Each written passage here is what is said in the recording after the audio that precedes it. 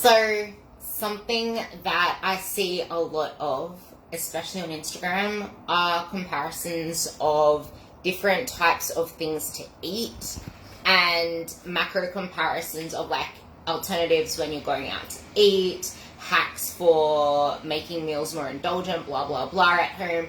But I want to talk about what happens when you're invited out to have a social meal. Like, here's the thing. You're supposed to enjoy your social life on any pursuit, whether it's maintenance, whether it's fat loss, whatever it is.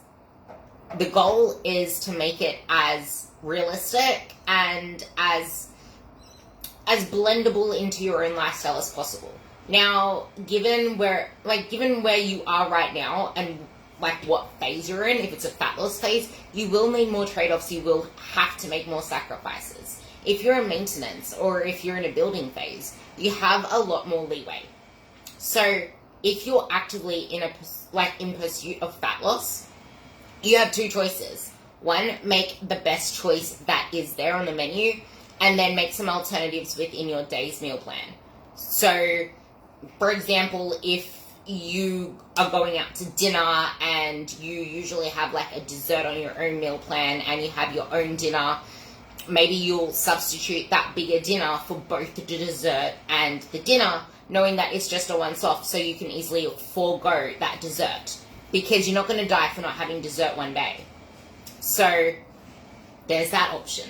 The other option is, like, that's if it's a more elaborate meal. The other option is to make it as close to your actual meal plan as possible. So, for example, if you have a meal plan that you've created, which is what I always recommend, but the thing is not everybody's ready to get to that level. So everyone is on different nutritional levels when it comes to coaching, when it comes to their journey. And that is a whole conversation in its own. But for whatever phase you are in, look at what you eat on a regular basis. What in there is close to what you are going to eat when you go out. That would be the most reasonable substitute. So, for example, if you're going out for breakfast and you usually have eggs on toast, order eggs on toast. Like, it depends where you are, again, like I said, in your journey. If you're in a fat loss phase, you're going to have to make those trade-offs. And they're, like, you are meant to enjoy yourself, regardless. But if it is something that happens, like, once a month, twice a month, 3 times a month, every weekend, that is when you have to actually get real with yourself and ask yourself if continuing this way is going to get you to your results.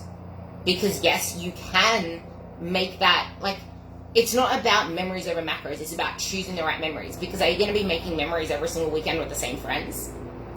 If it's a date night and it's like your anniversary, I don't give a shit, go enjoy it. There's like that difference, you know what I'm trying to say? But anyway, the main point of me coming on here live is to say, yes, there are all these like comparisons and stuff online of people saying this is probably the best choice here, this is the best choice there. But what is never spoken about is the fact that you actually have your own choice by asking for what you want. Like, for example, when I went on a road trip not that long ago, actually it was that long ago, because then there was lockdown. It was probably over a year ago, and it feels like it wasn't that long ago. That's what happens. Like, lockdown happened. Anyway, so if you think about that, when I went into Red Rooster, because there was Red Rooster and then there was like Guzman, Gomez, there were like all these other places, I wanted to go to Red Rooster because I wanted a container of chicken. So what did I do? I walked in and I'm like, so you do chicken, but from what I can see, it's breaded and it's crumbed. Can I ask you to give me a box of 1 or 2 chicken breasts? I don't care. Whatever's easier. Charge me for whatever. But 1 to 2 chicken breasts without any skin, without any oil, just plain chicken breast. And what did I get? I got a massive freaking container of like a shitload of chicken. It could have served 2. I ate the whole thing because I love protein. But it didn't even cost me that much. It was like $10. I'm pretty sure it was $10 for that whole thing. So you have a choice in the say as well. And it's almost like when you're going out to eat. You have a choice in what you want. Sometimes they may push back against you. You can just note that down as in don't come to this restaurant. Or whatever it is. But you have a choice. You don't always have to make those choices. Like, there are times where I go, I don't really care. I'll just have something that's on the menu that looks like something that. suits what I like and suits my goals. And yeah, I can easily indulge in a big meal, but I don't eat meal for the sake of, like, it's not something that's really easy to come into, but it's something you grow into over time. Like, usually I would feel like I'm missing out. I'd be food focused. I'd feel now I'm on the phone. Okay. It just connected to my freaking car because my car just got turned on. Anyway, turn that off. But that's the thing. Like, yeah, I was food focused then. Yeah, it was more of a sacrifice then. Yeah, it was really freaking hard then. But now it's too much noise out there. But now it's that much easier for me to do what, like, it's almost like when you go to the gym. It's like, I don't feel motivated half the time. I hate my program right now. It's really freaking tough. But I go because I don't like the feeling of the alternative. And that's what kept me going before when I struggled. Because I remember I used to feel like shit a lot of the time when I let myself get in the way. Because I remember there were times where I would actually drive around. I mentioned this on my podcast. If you're not tuning into my podcast, you're missing out on so much. Especially if you go back to when I actually started the podcast in 2017. Like, it's a lot of foo-foo rambles, but they are really short, under 10 minutes, and very effective for anyone starting out, because that was my purpose back then. It was to help with the basics. Cut to the chase. Now it's a lot more elaborate, and it's a lot more science-based, it's a lot more habit-based. It's evolved as I've evolved. So I would recommend just going through the whole freaking podcast. Like, honestly, it has everything you ever need in that podcast. That's why it's not just me rambling, and that's why I get really good people on there, because it's everything you ever need. Anyway, back to what I was saying. It's the feeling of not working on myself, the feeling of the fact that I just let myself down. And I remember listening to an analogy which was really good. It was like, if you're trying to start dating someone and you like get on an app, you make like arrangements and they don't show up, you're going to start losing your trust in that person. You probably won't even want to see them again. The same with you. Every single time you let yourself down, you are eating at that trust you can have in yourself. And that is when you create the identity of someone who cannot do something and follow through. And then that eats at you. But you need to break that. You are consistent at being inconsistent. You are consistent at doing everything you don't want to do. Break that consistency and shift it to being consistent at what you do want to do. There's a really good quote. I don't know whether it's a quote or whether I came up with it, but it's just like, you can fail on your way to not getting what you want, to doing what you're doing right now, and you can be failing right now, doing whatever. You can try something half-assed and fail.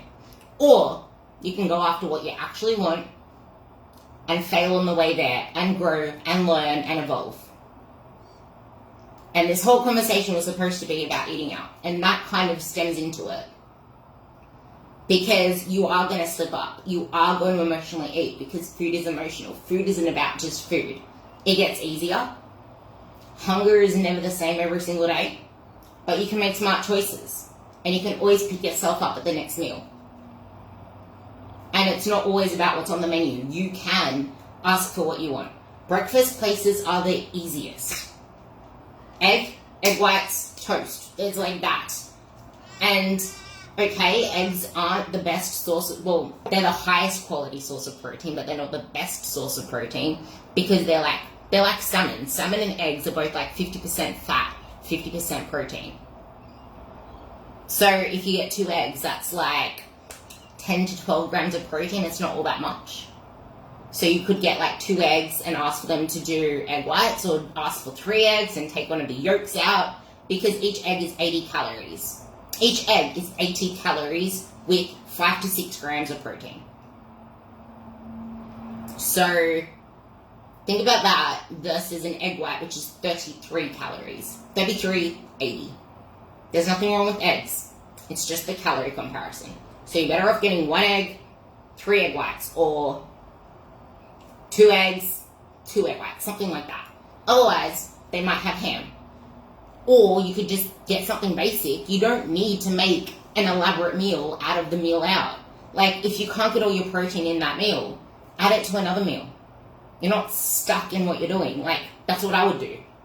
I would usually just get, like, 1 egg, 2 egg whites, something like that. 2 slices of toast. If they have any, like, salad or veg and stuff that isn't, like, paying gold for, like, the tiniest little mingling things, which is the reason why I don't bother, because it's like, I'm not going to pay $6 for, like, 2 slices of tomato. But whatever you choose, it doesn't need to be a major meal. And if you plan ahead, you're not going to leave yourself ravenous after. Anyway, I hope that helps.